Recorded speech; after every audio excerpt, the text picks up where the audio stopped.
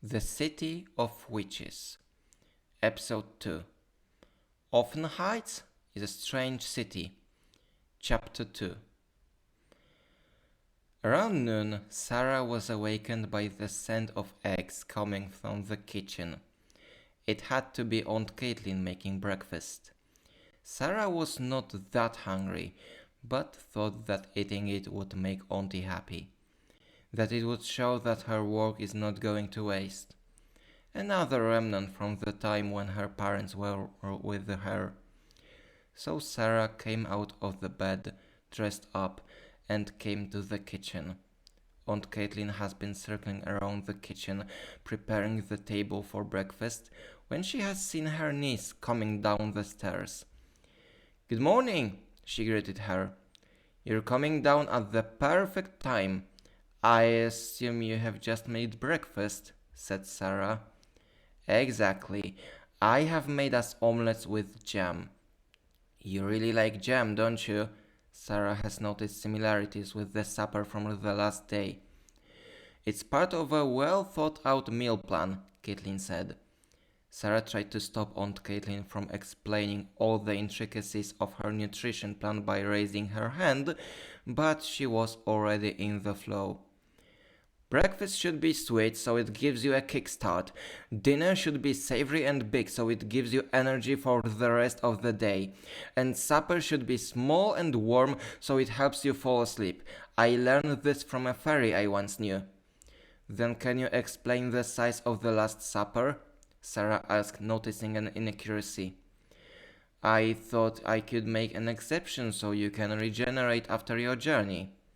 "Well, I guess that explains it." They commenced eating breakfast. The omelets were very sweet from all the jam. Aunt Caitlin was very proud, since she made the jam herself. Sarah had eaten about half of her omelette when she noticed something strange. "Did you say you used to know a fairy?"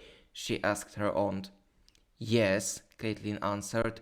"Don't tell me you are surprised." "How am I supposed to not be surprised?" "Don't tell me your parents didn't teach you anything about—" Aunt Caitlin did not finish her sentence because she heard the doorbell. "She's here already?" she said as she rose from her chair. Aunt Caitlin walked to the front door and looked through the peephole. On the other side there stood a girl dressed in a cute dress with a backpack on her back. The housekeeper opened the door and let her inside. "Welcome, Ursula," Caitlin said to her guest. "Good morning, Miss Ben. Have I come at the right time?" asked the girl. "I was eating breakfast, but I have your wine. Come in, please." In just a moment, Sarah left the table too. She wanted to see who was the mysterious guest her aunt was talking with. In a short time, she saw Aunt Caitlin walking back to the dining room with a girl about Sarah's age. As soon as their eyes met, the guest froze in what could be seen as shock. "Ah, right, I should have told you," Caitlin said, seeing that. "This is my niece, Sarah. She moved here yesterday evening." "Hello," Sarah greeted the guest. "Sarah, this is Ursula," Caitlin said, pointing at the girl. "I told you about her yesterday. Maybe she can be your friend." With those words, Aunt Caitlin vanished, going to the basement. Ursula was staring at Sarah with creepy intensity. "Hi," said Sarah, trying to establish some sort of thought exchange. "I'm Sarah. It's nice to meet you." "My name is Ursula," said her guest, still staring. "What are you looking at?" asked Sarah. She was ready for multiple answers. She was expecting that something was wrong with her shirt or something like that, but Ursula answered very mysteriously. "Your aura is blue." "Excuse me?" Sarah said the only words that came to her head. "The way its waves are moving is fascinating. It is as if something is suppressing your true positivity and potential." Sarah wanted to answer in some way, but she was too shocked by what she had heard. She could not form any coherent statement. At that same moment, Aunt Caitlin came back from the basement, holding a small clay bottle. "Here's your wine," she said to Ursula. "Thank you. That will be £5, right?" asked the guest as she was taking a banknote out of her pocket. "Exactly. Here you go." The sight of Aunt Caitlin selling wine to Ursula was a bit too much for Sarah to comprehend. She didn't even notice Ursula leaving the house. The first thing she managed to notice was Auntie speaking to her. "Shall we continue our breakfast?" "Did you just sell wine to a minor?" Sarah asked.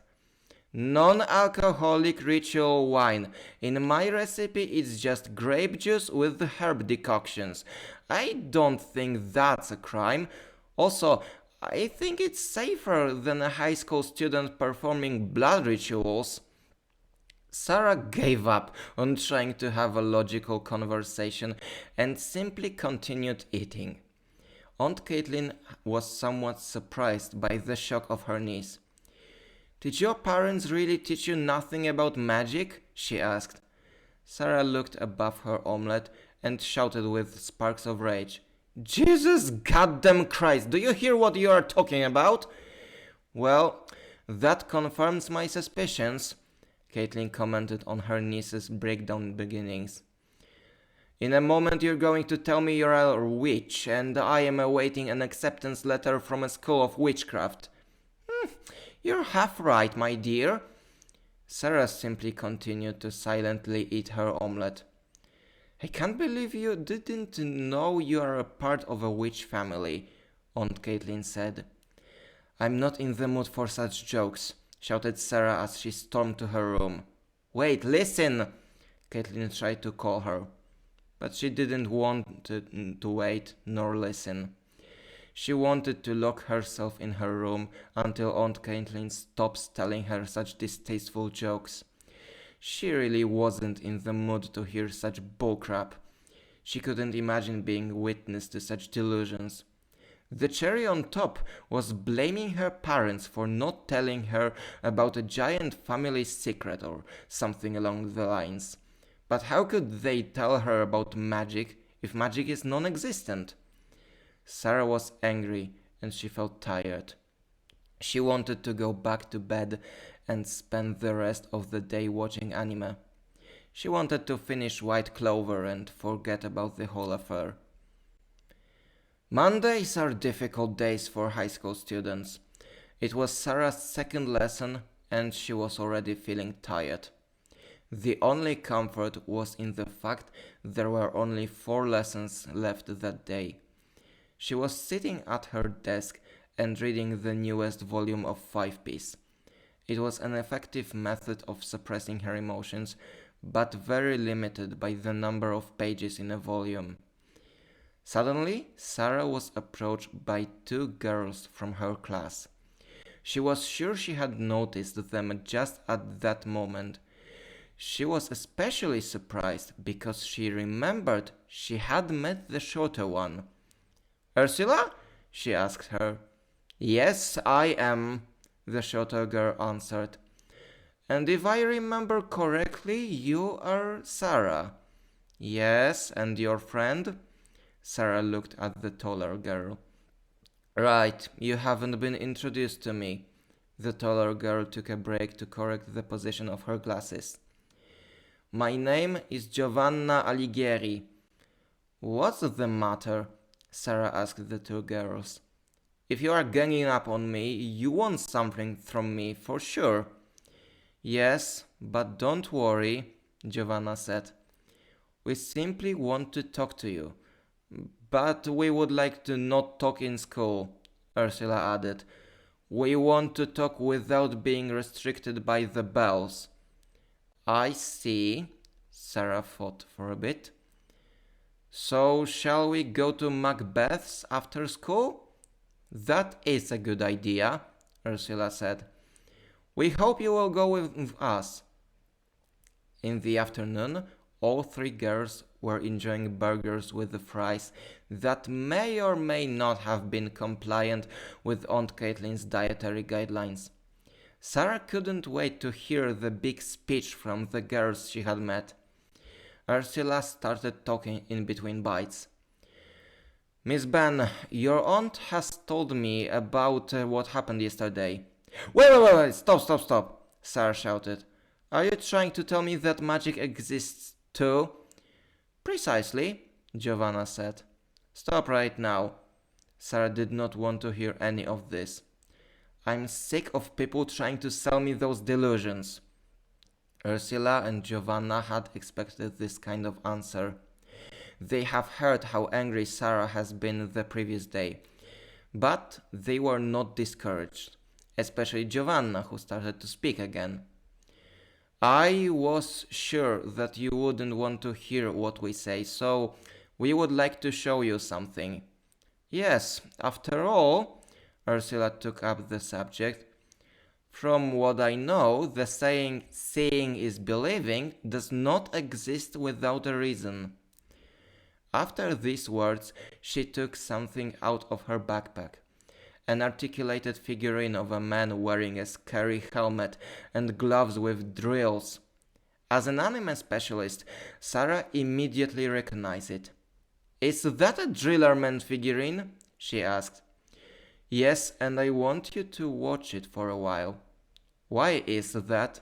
You will see. Ursula took out one more thing from her backpack. A can of moisturizing cream.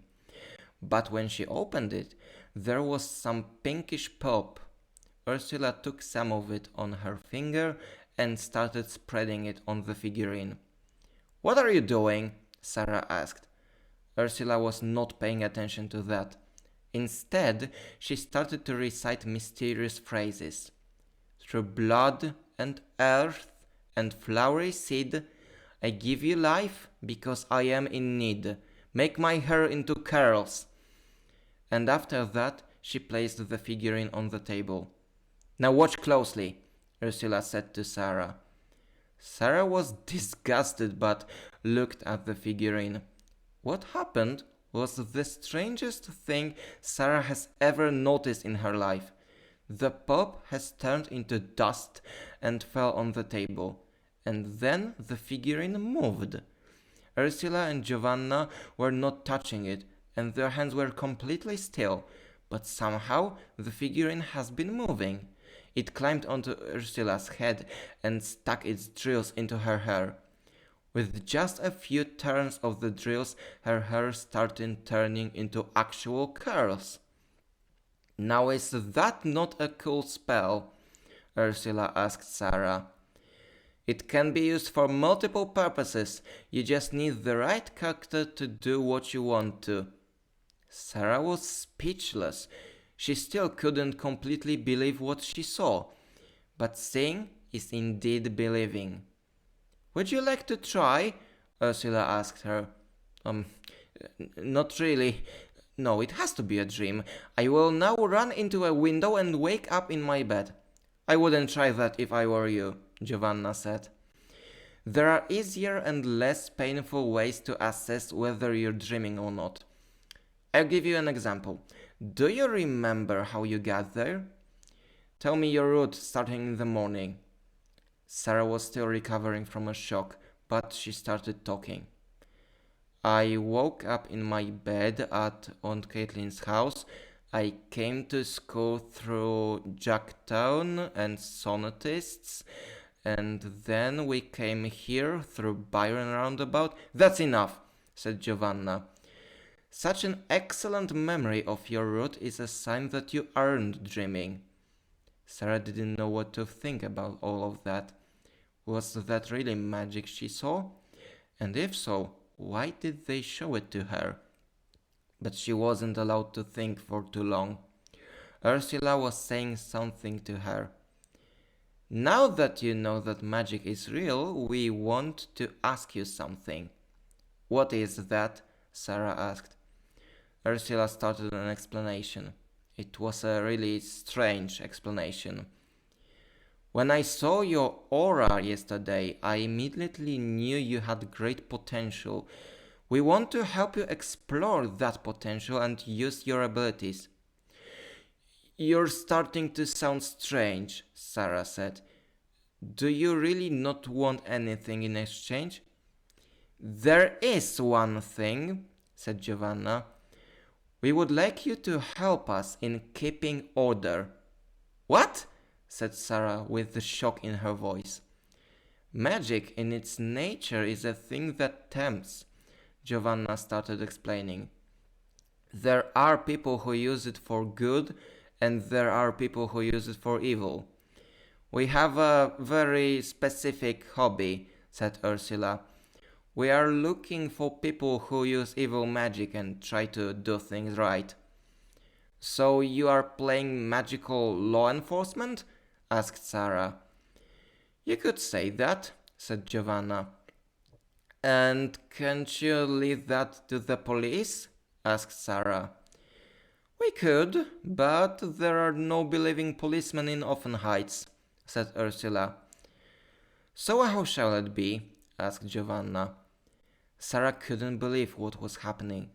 One moment she discovers that magic exists, and the next moment she is asked to battle evil wizards. She started to feel that this is too much. It does sound interesting, she said, but I think I have to think it out. Sarah tried to explain the situation, and it seemed to work. Sure, said Giovanna. Think as long as you need. Thank you, said Sarah.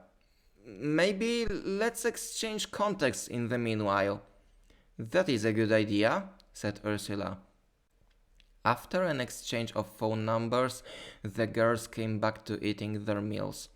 Sarah was still daydreaming about what magic could be capable of. Maybe she could learn to fly or breathe underwater, a usual reaction of anyone who has just found out about its existence.